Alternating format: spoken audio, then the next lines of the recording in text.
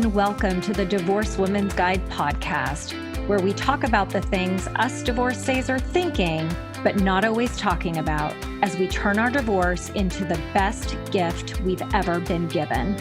And I do so with a little bit of sass and a whole lot of class. I am your host, Wendy Sterling, founder of the Divorce Rehab. I am here to support you in this transition phase of your life so you can start your new best chapter on your own terms. After all, that's what I did after my own divorce. And now it is my mission to change the conversation around divorce and help you see why your divorce, like mine, was the best gift you ever received. Hello, everybody, and welcome to another episode of the Divorced Woman's Guide podcast. I am so happy that you have decided to tune in today because I am joined by my friend, Ann Kaplan. Hi, Ann. How are you? Hi, Wendy. Thanks for having me. Of course. I'm thrilled for you to be here with me today and for us to talk about what we are calling the United States. And it's not this country, United States, it's the United States as in parents. So before we dive in, I want to share a little bit more with our audience about you. So Ann is a parent coach and mother to 4 children who are between the ages of 6 and 16. And her holistic approach includes emotional support and home management skills, as well as teaching parents effective discipline that empowers children while improving their behavior. She brings her experience as a love and logic independent facilitator and as a life coach together to create unique support for parents on multiple fronts. You can also find Ann in her Real Life Mommying Facebook group or on her website, mommymeexperience.com. So Ann, every guest that comes onto my show, I always love to ask them the question of what really inspired you to do the work that you do. And if you wouldn't mind talking a little bit about how you fell into this category itself. I always love hearing the backstories because they're always so fascinating. Yeah, well, I suppose my story is probably maybe even self-evident to people. Like, I have 4 kids. I had to learn all of the skills that I have in the School of Hard Knocks. But before I was working in the parenting space, I was a childbirth educator and birth doula and loved all of that. I was super passionate about it. And as my clients' children grew and as my children grew, I started really seeing so many parallels between the lessons that I was teaching to help women have these empowered, positive birth experiences and realizing like, oh my gosh, these lessons are not done. This is just the beginning. It's the same kinds of things, the things like surrender and acceptance and self-advocacy, empowerment, and the value and importance of women supporting each other. All of those things just kept carrying over into parenting, and I just kept seeing them over and over again. And it really just drew me to sort of weaving in my own parenting that I was obviously doing anyway, because I had my own children, into my practice. And it sort of just organically grew from there. I decided to actually make it official and become a love and logic facilitator. And now my practice is primarily with people with children, not in the birth space anymore at all. That is, it's so true. And, I feel like even a lot of the topics that we discuss here on the podcast, it extends beyond just the world of divorce, right? Parents can gain a lot of value, especially from the conversation that we're going to have today. And the work that you do is so important. Again, one of my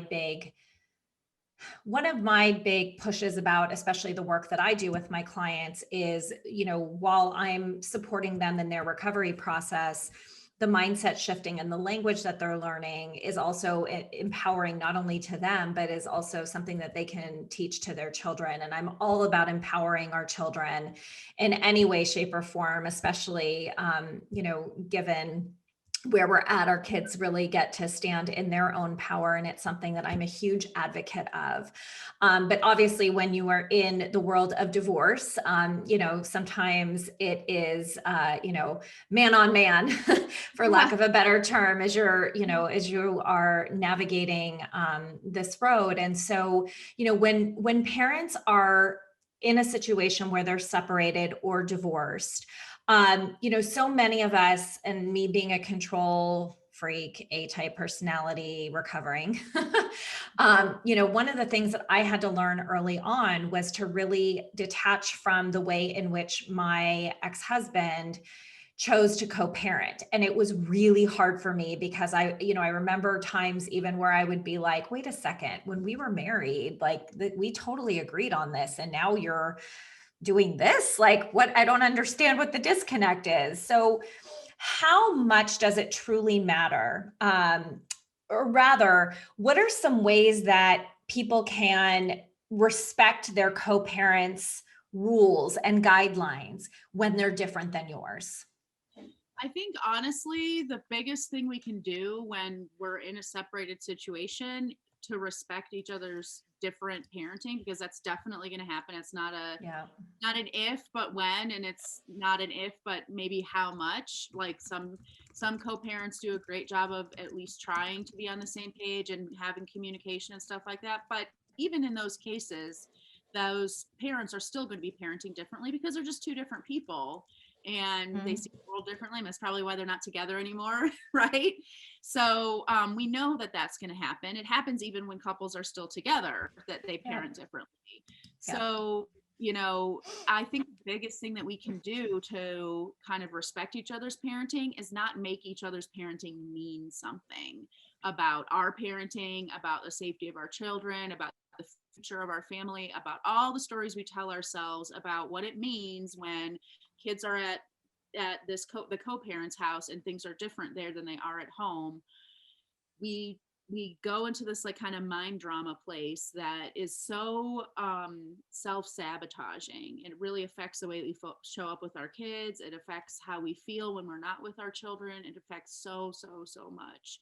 And if I could just give, like, if I could grant one wish to each separated parent, it's to just let that go, to know that it doesn't mean anything. You don't have to make it mean something. And when it doesn't mean anything, when you truly are neutral about your ex's parenting style, it's respect just is naturally implicit there. I don't need to have a dog in that race anymore, so I don't need to judge your parenting anymore.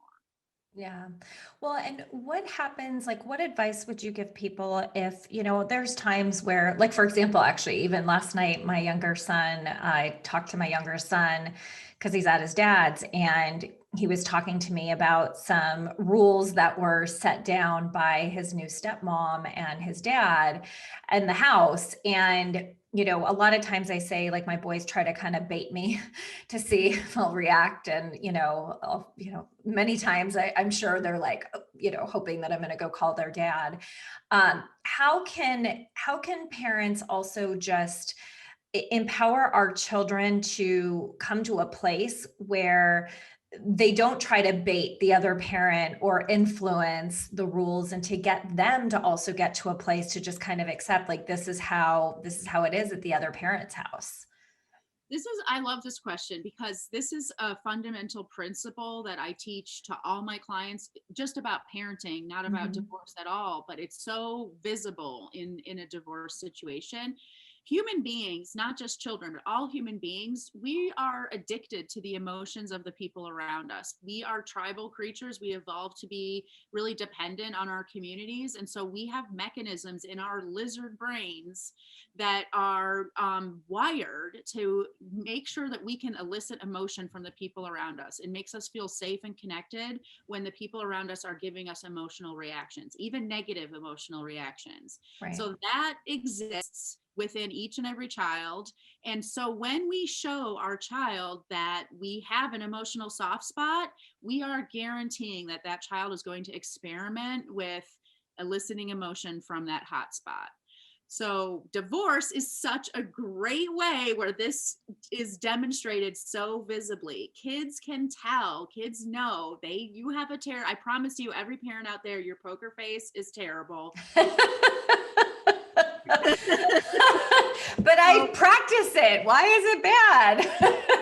Onto you. Your child is onto you. It's people. So kids know that this is our hotspot. This is the place that they can get that emotion. They can give their lizard brain those strokes by baiting you, by trying to get you to get emotional about it. Oh, guess what, mom? At dad's house, the new stepmom said X, Y, and Z. What do you think about that? It's definitely going to happen. And there's nothing we can do, and nor should we, because it would be really counter to our fundamental nature and our children's fundamental nature to try to get to arrive at some destination where our kids don't try to get emotion out of us. They will always do that. And it's not that we should never give it to them, right? Like, you graduate high school, I'm so proud of you. This is amazing. You know, you made a really great decision. You've done something hard. You've put your mind to something, whatever. We give that emotion. And also, by the way, just give emotion freely. Give love to your kids freely all the time. But it is going to happen that your kids are going to try to trick you into giving them emotion in unhealthy ways, like this example of baiting you.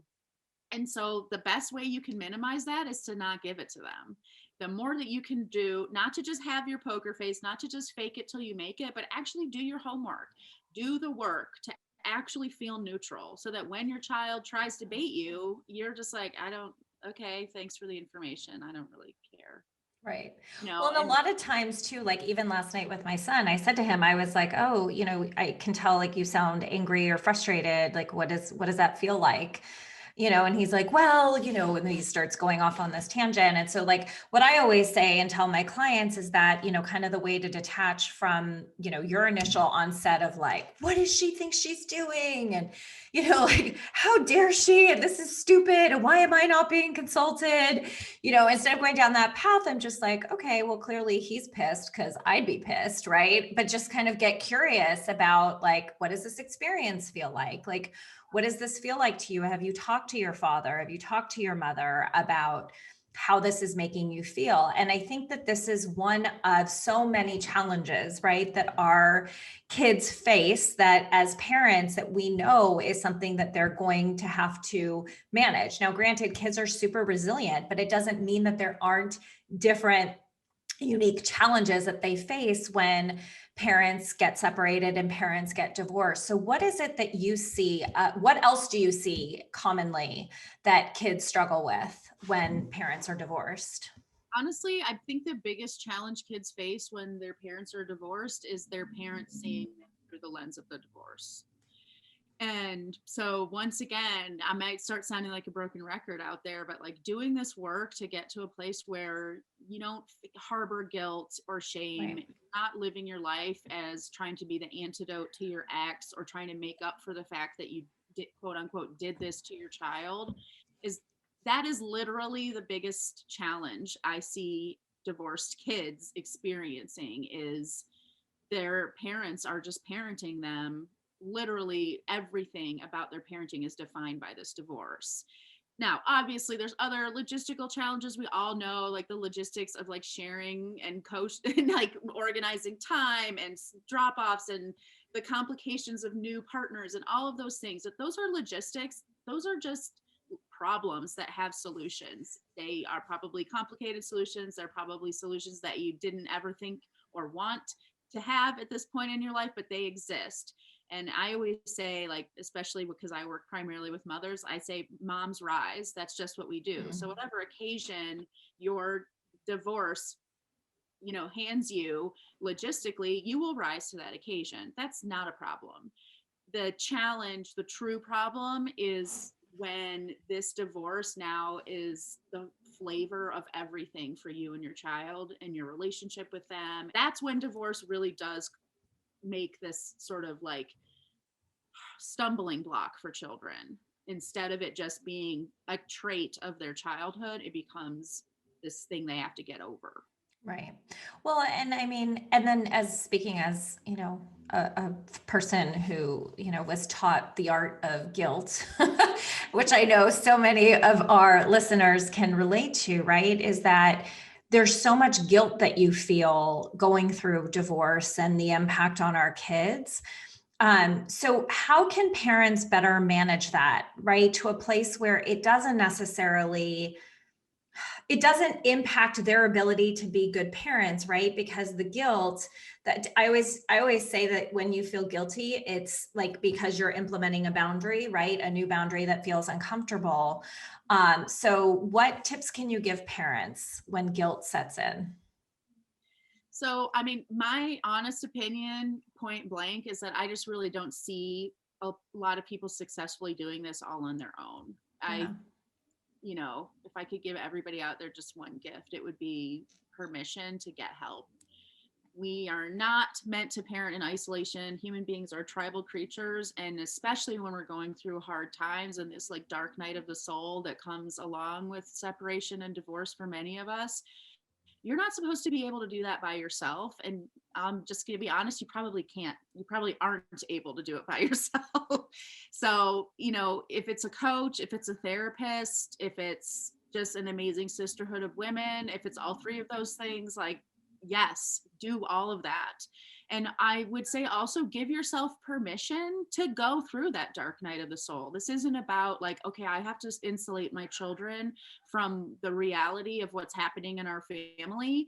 So I'm just going to force myself to just flip a switch and be who I think I'm supposed to be for them, and almost turn a blind eye toward what's truly going on with me. Like, human beings, once again, tribal creatures and family creatures, we are designed to Yeah. be in a family unit and go through hardship together. And just because you are going through something hard, and yes, it absolutely will impact your child, doesn't mean that you don't have the right to go through that, or that your Yeah. kid doesn't have what it takes.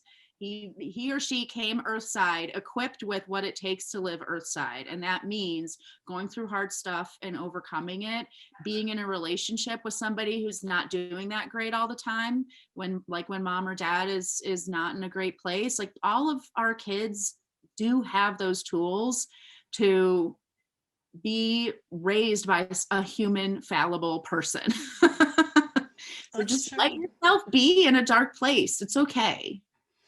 I agree. And I don't think we give ourselves that permission often enough, right? And a lot of times I hear it's because either, again, you feel guilty, or, you're afraid you're not going to come out of it. And, I agree with you wholeheartedly. It is it is very rare for somebody to heal from a divorce by themselves.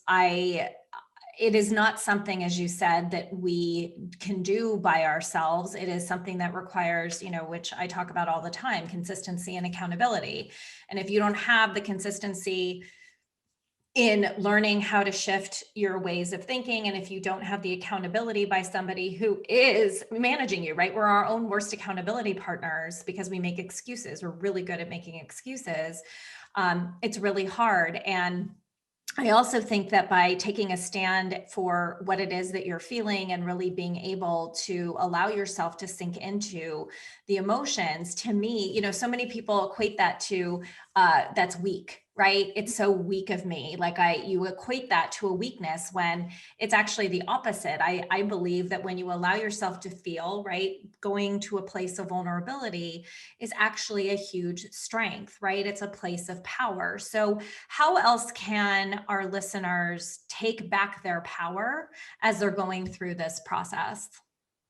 So I love this concept of taking back power or stepping into our power and things like that, because power is something that no one can take from us. Right. And so if you're in a place where you feel disempowered, if you're in a place where you feel victimized, that is because you have chosen, probably not consciously, but chosen to give away that power and to see yourself as a victim, and things like that. And I say that not to make people feel like, oh my gosh, this is all my fault, but instead to realize like, oh wait, if I give it away, I can take it back. Like, I actually have been in the driver's seat all along. So with divorced parents, what I see the most is a fixation on what's going on with the ex. So when the kids are at the ex's house, what's going on there? Also, what impacts is the ex having on this child? How am I going to be like the counterbalance to that? And pretty soon, this person that you've chosen to separate from because you didn't want them to be running your life is completely running your life. And you're just as disempowered as you were before, because now you are totally making decisions and deciding who you're going to be and how you're going to show up with your kids based on somebody else instead of based on yourself. So, like, Mm-hmm. easier said than done, I know, but the simple answer to this question is shift your focus to yourself. Shift your focus away from the past, away from this other person, even away from your children, believe it or not, and put your focus on yourself, because that's the only place your power lies. We have no power to control, and nor do we have the right to control anyone but ourselves, including our children. So if that's true, the only place that we can really stand in our power and affect change is from ourselves. It's from literally asking ourselves, who do I want to be? How do I want to show up right now? What is the mother or father that I want to be for my children? And guess what? Nobody gets to decide that but you. And you 100% always have the option to be who you want to be, and you get to decide who that is. I agree. And so many times I say, like, you give your power away. That is a choice that you make. Similarly, you can choose to keep your power, to stand in your power, right? And a lot of times, I know that sometimes it can be really hard to do that when you're dealing with a situation where perhaps there is some negative conversations happening, bad mouthing of the other parent, right? And listen, I am not a perfect human being. I actually don't like the word perfect. I'm a perfectly imperfect human being.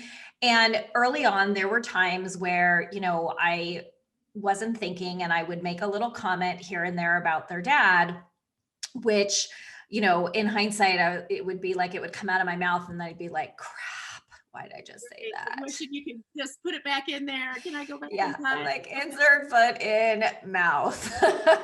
But, but then there's also situations, right? You have control over yourself, but there's situations where, a lot of my listeners know, a lot of people who are on my email list know, like, I was disrespected by, in front of my children by their stepmom. So, and in that moment, it's one of those things that you're like, oh my God, like, you just want to go over there and be like, you need to stop doing this, right? But that's not always the answer. So what do we do? Like, how do we handle when an ex or a step parent is bad mouthing us to our children? How do we handle that? And then how do we empower our children to Right. manage those types of situations too? So with this, I find it really, really interesting. Like, if I talk to people about, like, if just imagine it weren't you. Imagine this happening. Maybe it's like in a movie, a rom-com or something like that.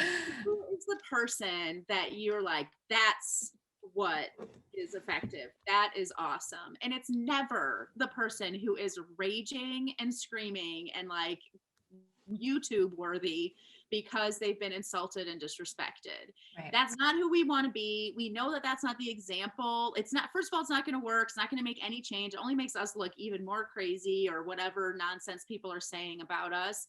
And also, just probably just not true to who you are and the person that you want to be in that situation. So it is 100% true that our kids are going to be exposed to opinions that we don't agree with, including opinions about ourselves. That's true always, not just when you have a contentious separation or a not so kind new, partner coming into the mix and stuff like that.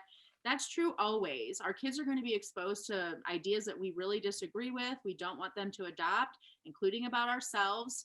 And when we are rock solid in our own confidence about, yeah, everyone can think that, I know who I am and I know that I'm doing right by my child, and that's really all the world can ask of me, it becomes so much easier to let those things exist. Like, allow that possibility to exist. It's not something you have to eradicate in the world, and trust that you are demonstrating what's really true about you every day. So if you decide to take the bait and go crazy and start ranting about this person bad mouthing you, even out behind the scenes, now you're demonstrating what is true about you, and it's probably not what you want to be demonstrating. But if you continue to have this thought, like, I get to demonstrate who I really am, that's enough.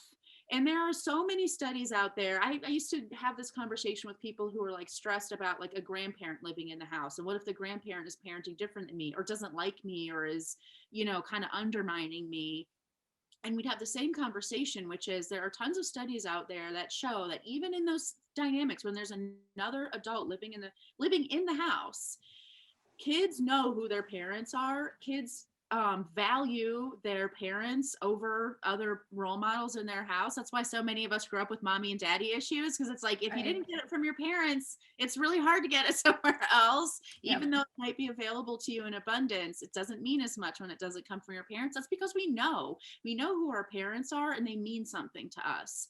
And your child, like, give your child some credit. Like, over time, you are showing your child over and over and over again who you are. Naysayers can come, and it's not going to shift what your child knows to be true in their heart of hearts, in their moments with you, and the life that you've built over time with this kid. Some new interloper saying some nonsense that doesn't actually add up to your child's experience of you has zero power unless you give it that power. Exactly. I was going to say it only has power until you give it the power, right? And it's totally true. And it's interesting because one of the things that, I always tell my kids is, or I ask my kids is, what is your truth? What do you know to be true about me? Or what do you know to be true about the other person who's making the comment, right? And I always say that, if somebody wants to, what I always say is that it's a bad reflection on that person who's saying it. It has nothing to do with you, right? It's usually their insecurity about who it is that you are. They're the ones who are looking bad in this. And it's not something that, we get so afraid that our kids are going to be influenced by this bad mouthing. And we think like our kids are all of a sudden going to shift and change and see us that way. And it's like, no, no, no, no, that is not how this works. Our kids know us. They trust us, like, they know. And again, it makes the other person not look so This is good. the same kind of advice that sort of a nuanced conversation that I have with clients about, what if you're not the fun house? What if dad's house is funner or mom's house is funner and you're like Right. a mean parent or whatever? And once again, it's like, you know what? Don't get me wrong. Kids love an Xbox, but even a little kid who's thrilled and over the moon about an Xbox knows where they feel safe, knows where they can open up, and knows on a deeper level what they've got going with that parent who didn't buy them the Xbox. Yeah. So, I call those the Disneyland parents, right? exactly. And it's fine. That's great too. There's nothing wrong either way, but don't, kind of discount what you're bringing to the table based Right. on what somebody else is doing differently or saying or any of that stuff. Give yourself and your child some credit. This relationship you have with them is sacred. Something as pedestrian as some, stupid slur or some present from a store is just Right. cannot touch it. Yep. No, I agree. And I think that that's so important. I would love to ask you, what other advice do you want to leave with my listeners today, about how it is that they can navigate this road? Also to parents, what last piece of advice and wisdom can you leave our audience with today that perhaps we didn't touch on? I would say, like, in the same vein of like, put your focus on yourself and stuff, like at a certain point it's time to just focus on like your parenting, that alone. So what parenting challenges do you have? What behavioral issues are going on? And instead of analyzing them and saying, oh well, it's because they do this and that when they are at the other house, or whatever, it's like, okay, what am I going to do about this? Like, focus forward now. what challenges do you have in parenting? How are you going to solve them? What kind of parenting style and discipline approach are you going to use for you, not in relation to anything else that's going on outside of your individual, hard won family unit. And then, obviously, my advice is to get help to implement that strategy, whether it's with me or another parent coach or whatever. But it's really important to give yourself permission that you can create your own parenting dynamic and you can get support in implementing it. You don't have to just wing it. Yeah, I agree. And I think that that's wonderful advice. And how can our listeners find you and get in touch with you? And I also know you have a generous free gift for everybody today too. So if you just want to learn more about my discipline approach and kind of actually get some traction with your children's behavior immediately, the best way to do that is to get my free guide to getting kids to listen the first time. And that is super easy to grab. It's a bit.ly link. It's bit.ly/kids-who-listen. And that is a great place to start getting to know me and my parenting style, and see, I get comments all the time from that guide, like, oh my God, I'm seeing results that I thought was like completely intractable. I saw movement in it in like 24 hours. I'm like, yeah, the guide works. It's awesome. Then you're going to want to get my emails, which you will, and you'll want to be in my Facebook group, which is called Real Life Momming, and all of those wonderful things. And then someday you're going to want to work with me in my group program called Tribe and get me coaching you every week and get my amazing curriculum and coursework and completely up level your parenting. But just start with a guide for now. And that's the beginning. That's the entry point of how people get to engage with you and to get some really valuable information. Thank you so much, Anne, for being here today. I really enjoyed our conversation, and I am so grateful for your friendship and for the work that you do. So thank you for being a guest today. I loved it. It was great. Thanks, Wendy. Of course. And everybody tuning in, I hope that you gained more knowledge than what you had when you started listening to this podcast episode, because my goal is to always ensure that you gain some nugget of information that will help you to navigate your divorce recovery process wherever it is that you guys are. I hope you have a wonderful rest of your day. As always, sending tons of love, light, and joy. Mwah. Bye, everybody. Thanks for tuning in to another episode of the Divorced Woman's Guide podcast. If you like what you hear, please share this episode with someone you know or spread the word on social media. This is how I reach more divorcees around the world and provide them with the support they need to create their next best life. And I would also love to continue the conversation with you. So please friend me on Facebook, join my private Facebook group, The Divorce Rehab, and follow me on Instagram at Divorce Rehab with Wendy. I'll see you next time.